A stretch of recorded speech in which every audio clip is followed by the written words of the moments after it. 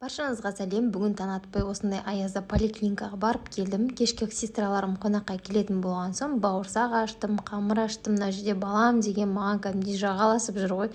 Сонымен тезірек бірінші мантымды дайындап қояйын дедім. Қатырып қойсам ертерек басқа да тірліктерге уақытым болады. Жолдасым да маған көмектесіп жүр. Сосын пирог пісіруге арбуздан жұмыртқа, сүт барлығын тапсырыс бердім. Достар, осы промокод арқылы қолдансаңыздар, бірінші тапсырысқа, яғни 11 000 теңгеден жоғары болса, 5 000 4 000 теңгедей скидка ала аласыздар.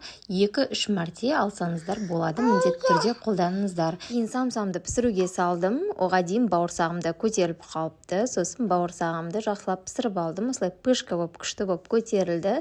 Самсам да оған дейін осылай әдемі болып пісті.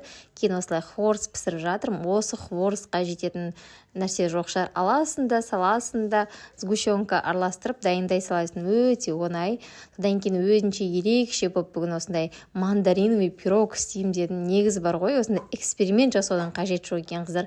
Білмейтін нәрсеңізді жасамаңыздар. Именно қонақ келетін кезде. Сонымен пирогым ожидание реальность болды. Сонымен үй жақтан заказ бере салайын десем, қыздар, ешкімде пирог наличие жоқ қой. Ой, бір настроением түсіп кетті. Сонымен не бар, конфет бар, печенье бір.